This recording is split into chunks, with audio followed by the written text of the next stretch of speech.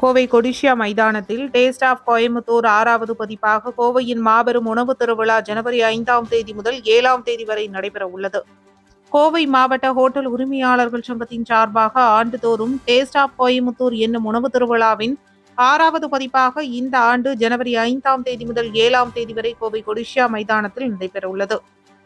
இன்று கவுண்டம்பாளையம் பகுதியில் உள்ள தனியார் உணவகத்தில் நடைபெற்ற நிகழ்ச்சியின் வாயிலாக கோவை மாவட்ட ஹோட்டல் உரிமையாளர்கள் சங்க தலைவர் கே.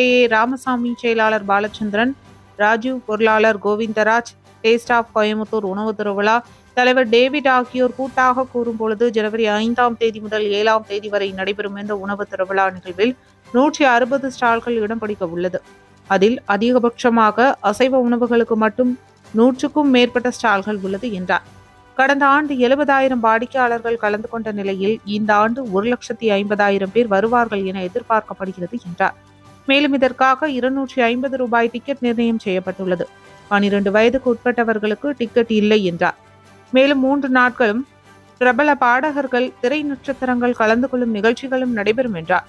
இந்த உணவு திருவிழாவை கோவை மாவட்ட ஆட்சியர் கிராந்திகுமார் பாடி, மாநகராட்சி ஆணையர் பாலகிருஷ்ணன், மாநகராட்சி ஆணையர் Sivaguru Prabakaran, Milky Mist Dairy நிறுவனர் சதீஷ்குமார் ஆகியோர் ரிப்பன் வெட்டி திறந்து வைக்க இருப்பதாகவும் தெரிவித்தனர் என்பது குறிப்பிடத்தக்கது.